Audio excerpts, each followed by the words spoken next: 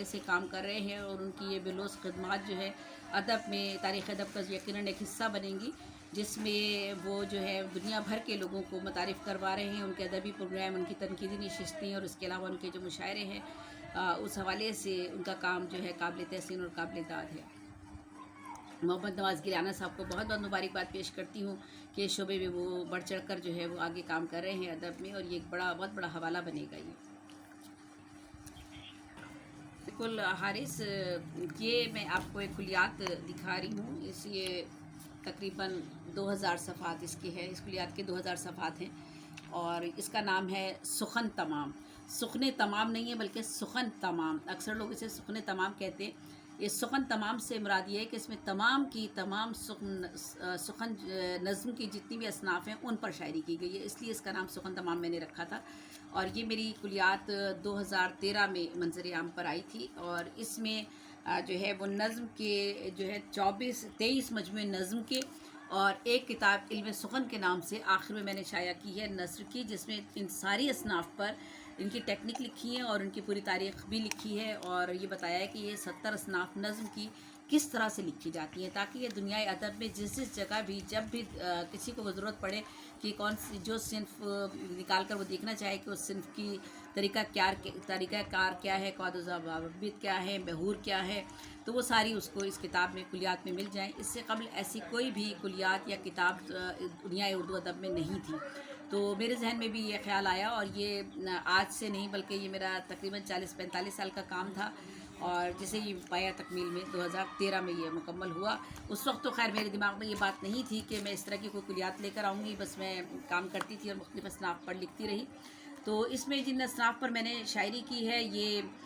اس میں ان کے میں نام بتاتی ہوں تاکہ ہمارے سننے والوں کو اندازہ ہو سکے کہ نظم کی کون کون سی اصناف ہیں اور کن پر میں نے جو ہے وہ شاعری کی ہے۔ یہ ہے چہار بیت، کہہ مکرنی، وائی، لوری، کافی، قوالی، ڈھولا، گیت، پہیلی، ہیر، خماسی، خماسی کو پنج گانا بھی کہتے ہیں، سداسی، اور سداسی کو شش گانا بھی کہتے ہیں، ملی نغمہ، سہرا، رخصتی، یک مصری، تکونی، ترائلے، واسوخت، مستزاد، شہر اشوب، دہر اشوب، ریقتی، قصیدہ، سونٹ، مثنوی، اور کچھ صنعتیں بھی ہیں، ان میں بھی میں نے تھوڑا سا صنعتوں میں بھی لکھا ہے تاکہ وہ اندازہ ہو سکے کہ ان صنعتوں کو اگر ہم نے اپنی شاعری میں استعمال کرنا ہے تو کس طرح سے کرنا ہے۔ صنعت تضاد کو لیا ہے، صنعت مرات النظیر کو لیا ہے، صنعت تلمی کو لیا ہے، اور صنعت توشی تو باقاعدہ ایک صنف ہے نظم کی، اور جس میں ہمارے بہت سے شعراء نے کام کیا ہے۔ صنعت توشی، صنعت غیر منقود بھی ایک مستند صنف ہے نظم کی، کیونکہ اس میں جو ہے وہ ایسے الفاظ استعمال کیے جاتے ہیں نظم میں یا غزل میں جس میں کوئی نقطہ نہ ہو، بغیر نقطے کے جو الفاظ ہوتے ہیں ان کو صنعت غیر منقود کہتے ہیں، اور ماشاءاللہ راغب مراد آبادی صاحب نے صنعت غیر منقود میں بہت کام کیا ہے۔ تو یہ صنف بھی میں نے ہے جس پر میں نے لکھا ہے دوہے، ربائی، ماہیہ، سہ الگی، سہ گانیاں، ثلاثی، چیسیاں،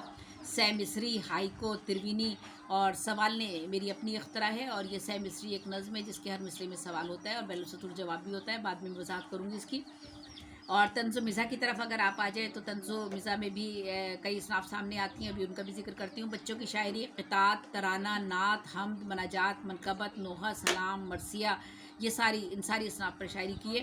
اس کے علاوہ جو میں طنز و مزاح کے حوالے سے آپ کو بتا رہی ہوں، اس میں ہجو آ جاتا ہے، پیروڈی آ جاتی ہے، تزمین آ جاتی ہے، اور ایک صنف ہے جاپانی سینریو، یہ بھی طنز و مزاح میں لکھی جاتی ہے۔ تو یہ سارے طنز و مزاح اور فکاہیہ میں یہ اصناف چند ایک آتی ہیں، ان پر سب پر شاعری کی ہے۔ نثری نظم، نظمانے، نظم مارہ، آزاد نظم، پابند نظم، ان سب پہ شاعری ہے۔ اس کے علاوہ نظم کے ہماری کچھ ٹیکنیک ہیں لکھنے کی جو برسہ برس سے جن پر ہمارے شعراء جو لکھتے ہیں، ان میں مثلث، 3 مصروں کا، یہ بند کی شکل میں ہی لکھی جاتی ہیں، تو 3 مصروں کا بند ہوتا ہے اس میں، اور یہ مسلسل آگے تک چلتا ہے۔ مثلث ہے، مربع، مربع میں 4 مصرے ہوتے ہیں، مخمس ہے 5 ہوتے ہیں، مسدس میں 6 ہوتے ہیں، اور مصبہ میں 7، مسمن میں 8، متصہ میں 9، معشر میں 10، ترکیب بند میں جو ہے وہ ترکیب بند اور ترجیح بند بھی ہمارے اسی طرح بندوں کے حوالے سے بند کی صورت میں نظمیں جو ہیں وہ لکھی جاتی ہیں۔ اور پھر اسی طرح نسائی شاعری میں نے کی ہے، مزاحمتی شاعری اور قوالی کا میں ذکر کر چکی ہوں، ملی نغمے وغیرہ شامل ہیں۔ اس کے علاوہ سندھی کی کچھ اصناف ہیں جن میں ہمرچو، ہو جمالو، چھلو، پنجڑا، نڑ، بیت، گیج، ملوش شریف، سمبھارو، دوہے، دوڑھے، گاتھا، گاون، رزم نامہ اور راسو وغیرہ۔ اور پنجابی اور ہندی کے بھی کچھ اصناف ہیں، جس میں چومصری، بارہمہ، اٹھوار، سہرفی، گھوڑیاں، چکلی، بولیاں. اور انور شیخ صاحب لنڈن میں مقیم تھے، انہوں نے بہت زیادہ تجربات کیے ہیں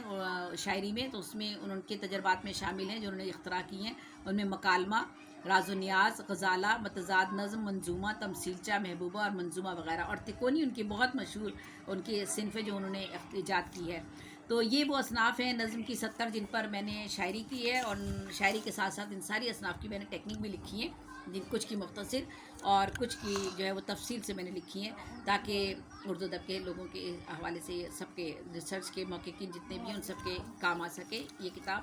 اور جو ہے یہ چونکہ مجھے بھی بہت مشکل ہوتی تھی اگر کسی چیز کے بارے میں جاننا ہوتا تھا، تو لیکن شکر الحمدللہ اللہ تعالیٰ نے مجھ سے یہ کام کروایا. اب اگر آپ اگلا سوال اصناف کے حوالے سے کریں گے یا کوئی سوال پوچھنا چاہ رہے ہیں تو آپ کیجیے، ورنہ میں پھر آپ کو اصناف کے حوالے سے بتاتی ہوں. کچھ اصناف آپ کو، اچھا اس کے علاوہ میں جی آپ کو اصناف بالکل سناتی ہوں، لیکن چونکہ کتابوں کا ہی ذکر ہو رہا تھا تو میں نے آپ کو سخن تمام تو یہ میں نے آپ کو دکھا دی تھی کہ یہ 2000 صفحے کی ہے. 2013 میں یہ کلیات شائع ہوئی تھی، اور اللہ تعالیٰ کا یہ فضل و کرم ہے اور اسی کی مہربانی سے کراچی میں ایک روڈ جو ہے میرے نام سے منسوب کیا گیا تھا، کیونکہ یہ کام دنیا ادب میں پہلی مرتبہ ہوا تھا. اور سوال نے ایک شعری صنف میں نے اختراع کی تھی، ایجاد کی تھی، وہ بھی اردو ادب کا حصہ بنی. اس کے علاوہ ترونی جو انڈیا کے گلزار صاحب نے ایجاد کی تھی، اور اس پر میرا 2009 میں ایک مجموعہ شائع ہو چکا ہے 13 انتظار ہے کے نام سے، اور پھر وہ اس میں بھی شامل ہوا. تو تقریباً 1000 ترونیاں میں نے لکھی ہوں، اور عالمی سطح پر پہلی صاحب کتاب شاعرہ ہوں میں. اور اس کے علاوہ تخلص کا نشان جو آج تک بے نام تھا، اور اس کو ہمارے سینئر شعراء یا بزرگ شعراء جو ہے اس کا کوئی نام نہ ہونے کی وجہ سے، چونکہ وہ ڈوئی سے مشابہ تھا تو اسے وہ ڈوئی کہا کرتے تھے. لیکن یہ ڈوئی نام جو ہے وہ ادبی ایک نام نہیں ہے، اور اس طرح میں نے اس نشان کو جو تخلص کا نشان تھا اسے میں نے مخلص کا ایک ادبی نام دیا. یعنی جیسے نشان ہوتے ہیں، سوالیہ نشان ہے، فل ان دی بلینکس ہے، بریکٹ ہے، اس طرح سے اس نشان کو میں نے مخلص کا، تخلص کے نشان کو مخلص کا نام دیا، اور یہ اردو ادب کی ڈکشنری میں ہمارا ایک اضافہ ہوا. اور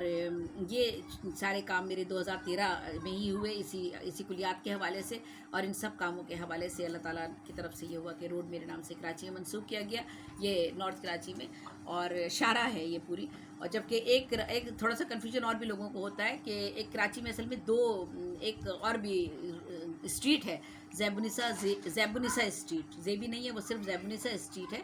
وہ ایک خاتون بنگال کی تھی، ہماری وہ صحافی تھی، ان کے نام سے وہ منسوب کی گئی تھی.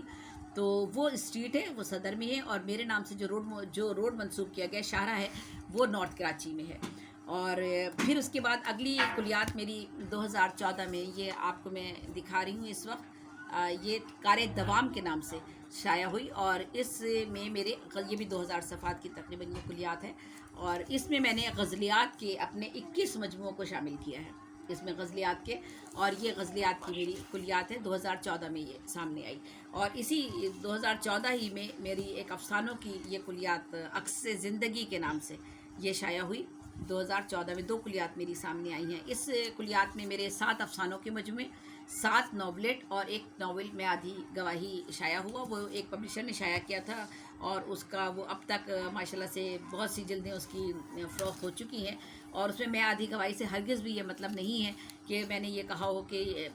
یہ کوئی ایسا حوالہ بنتا ہے کہ خواتین کی اہمیت کو کم کیا گیا ہو، بلکہ اس میں میں نے یہ حوالہ نہیں دیا، بلکہ یہ حوالہ دیا ہے کہ انسان جو ہے وہ بشر ہے، چاہے وہ عورت ہو یا مرد ہو، تو خوبیاں اور خامیاں دونوں میں ہوتی ہیں، اور اس میں عورت بھی شامل ہے اور مرد بھی شامل ہے. اور اسی حوالے سے میں نے اس میں اس ناول میں جن باتوں